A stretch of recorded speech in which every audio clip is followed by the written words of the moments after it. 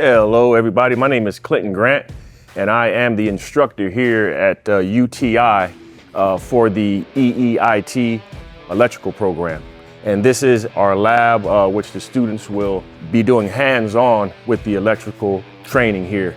What you see now is a replication of a residential side of the industry, and also on this side we have the commercial sector.